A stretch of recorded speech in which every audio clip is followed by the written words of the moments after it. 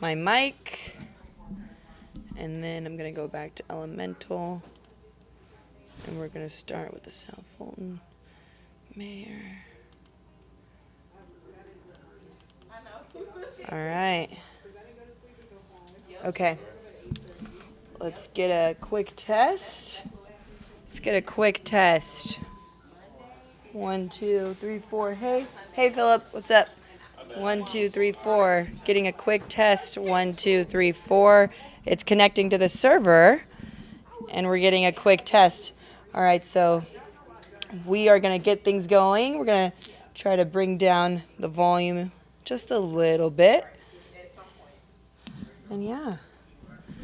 Good afternoon, everyone. Thank you so much for joining me here on the ANF Plus desk for your top stories that we've been working on. We love peeling back the layer for you and just, again, letting you know what we've been working on. And some pretty big news just broke in our newsroom not too long ago. We pushed out some of the information, and it is on our website. So I'm going to start with this. The South Fulton mayor has been arrested. That's according to the Fulton County Sheriff's inmate online database. We were able to confirm that. And he's been arrested for criminal trespassing and first-degree burglary. So that's the latest that we have right now. But we have been digging into the issues in South Fulton as far as it relates to the city council, the police department for several months. And one of our investigative reporters, Sierra Cummings, has really pioneered this charge and really continued to get answers for us. So just to kind of bring you up to speed with some of the controversy surrounding the Mayor Khalid Kamu and the police department, as well as the city council, I want to make sure that we shared this backstory just so that you'll really understand what we know so far. Since its 2017 founding, South Fulton has been known for its motto, City on the Rise. But for the past year, it's known for controversy. Regardless of who is at fault, I am still concerned that an environment existed where those things could happen. A top police lieutenant resigned after allegations of drinking on the job, mishandling evidence, and other misconduct. Its police chief accused of retaliation against those who spoke out. Its council and mayor divided. Its state representative frustrated. And I do see the city somewhat as my child. I worked for 10 years trying to put this together. So I have no qualms with saying, if you don't fix it, then I will. To celebrate South Fulton's 5th year of cityhood, Mayor Khalid Kamu paid for this TikTok using city dollars on the dancers, plus their tuxedos. Even if it wasn't unlawful or illegal, at the very least, was it improper? I don't think it was improper. All of my expenses are reviewed by multiple people. Despite not admitting any wrongdoing, the mayor agreed to reimburse the city. The district attorney is investigating overall spending by multiple city leaders, including the mayor. But a document obtained by Atlanta News First shows an internal audit already found charges from leaders, city credit cards connected to a student loan, a store membership, and payments to a voter outreach firm. It came as Mayor Kamu was questioned for his expenses and failure to turn in his receipts. You're used to deadlines, you're used to time constraints, and you weren't turning in those receipts in the proper timeline expected of you. Why not? Well, like I said, I never had the staff. For some neighbors in ongoing city council meetings, this current administration has failed us. Anger and disappointment toward leadership only mounted. A new council, a new mayor, and just start all over again because you all are not doing a good job with the city of South Fulton. They're not alone. The city's Parks and Rec director would cite the concern in his resignation last year, writing he disliked the politics, lack of trust, supportive leadership, unethical practices, abuse of authority, and unprofessional, inappropriate interactions from mayor, council. I think that our council is somewhat divided, but if you really get out and talk to the citizens, they are united. There is a debate about what kind of city we're going to be. So help me God. So help me God. Mayor Kamu took office in January 2022. He then called for the resignation of the city manager, the attorney, and the clerk. none resign. Council subsequently passed a resolution to publicly denounce the mayor's actions. By summer, after accusing the police department of corruption, its city council accused the mayor of misinformation. After, the city would ultimately pass a unanimous vote of no confidence in its elected official, a move to obtain separate counsel to legally address misleading allegations harmful to the good order of South Fulton. What do we want to be? What do we want to be known for? I would prefer to see things be different. The mayor has threatened to sue city council members, a threat State Rep Roger Bruce told me seemed inappropriate for a mayor. Now, after there were new city council members sworn in, council agreed to put the drama behind them, but as recently as 2 weeks ago, as we reported, their own city manager accused at least 2 councilwomen of creating a hostile workplace in retaliation. In South Fulton, I'm Sierra Cummings, Atlanta News First. All right, so you guys saw just that very in-depth reporting that Sierra Cummings was able to do on the very topic that we are talking about today, the controversy surrounding the South Fulton Police Department as well as the city of South Fulton and just their leaders there. So we are also working to bring you more details on what we know about this arrest and some of the details and possibly that incident report. We do have our Atlanta News First reporter, Brittany Ford, working on that, and we will have those details in our 6 p.m. newscast, so make sure that you tune in for that. And we are going to have more history on the mayor later on in the evening. All right, we're going to move on now.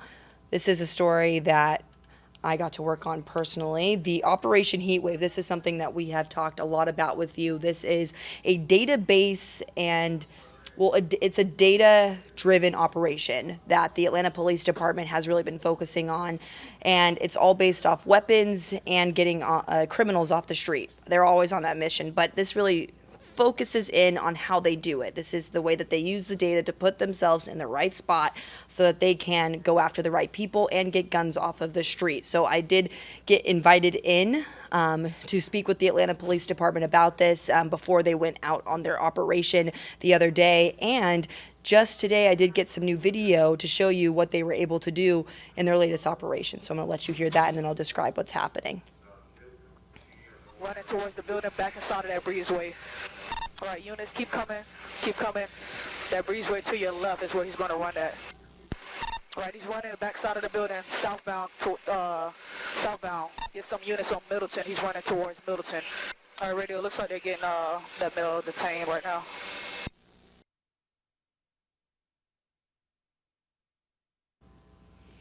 Okay, so this is video from the Atlanta Police Department Air Unit and police officers obviously chasing a man they say that fled police earlier this week and got away, but this time using air and ground support, police were able to chase down the suspect, 26-year-old Brandon McGill, who police say was a convicted felon with an outstanding warrant for violating probation, I should say, and police say he also was illegally possessing a firearm. So they said that this was an individual who was eluding police the day before. They saw his car parked, and then they immediately tried to surround that area to apprehend the suspect, and you saw that they were able to do that. And then now I'm going to show you some more details on what else they've been able to do just so far with Operation Heatwave this summer. So you may remember I told you about the teenager, 16-year-old Breasia Powell, who was unfortunately shot and killed at an unauthorized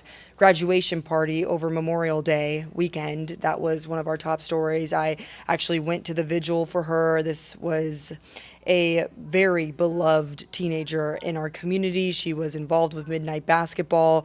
Her uncle is also on the city council, and so this was devastating to many, and police were able to arrest 2 suspects they believe are connected to that shooting during Operation Heatwave, and just within the last couple of weeks, they were also able to arrest 5 suspected gang members of the 952 gang. That was it's not something that I have seen too many reports on, the 952 gang. There are several different gangs that I am now learning about that are operating in the city of Atlanta, according to the police department. And I was able to get inside and really get a snapshot of what's going on and who's driving up a lot of the crime. But now we're going to show you how the police really lays out their plan based off the data and how they track this activity in our city. So we're going to let you see that. We want to put our officers in specific areas of the city that gives them the greatest opportunity to encounter guns. This is how Commander Ralph Woolfolk and the Special Enforcement Section of the Atlanta Police Department catch violent criminals during Operation Heatwave. This depicts all 6 of our zones throughout the city of Atlanta, and for each one of those zones, you've got 10 to 15 beats that are located within those zones. Anytime a weapon offense or violent crime is committed in one of the areas or beats of our city, it's documented right here in their system, allowing APD to coordinate the right plan of action. Talking about some of the patterns and trends that we're seeing. This time, Atlanta News First was inside the Intel meeting, where they create that plan. Our kind of Fairburn Road, MLK corridor as well. So we know that we're seeing some concentration of Goodfellas, of Paradise East Gang, as well as PFK. The data-driven strategy already successful this summer. New body camera video shows officers arresting Jaquan Felts on Donald Lee Hollowell Parkway. Police say he's a suspected member of the 952 gang and was wanted for the murder of 18-year-old Dominic McKibbins, who was shot and killed outside of the 952 DeLabel recording studio on Donald Lee Hollowell Parkway in May, a place police believe the gang frequents often. The reason why you're in custody is because you have warrants for your arrest. Police say Cameron Kindred, Quintavious Williams, Marcus Foley, and Nitavious Davis are also suspected 952 gang members and were arrested too last month. All 5 men are now facing felony murder charges. I need to know some answers today, tonight, right now. His grandmother spoke to Atlanta News First the night of the murder and was devastated. Tonight, APD still using the data to combat gang activity. We wanted to make sure that we held those individuals accountable.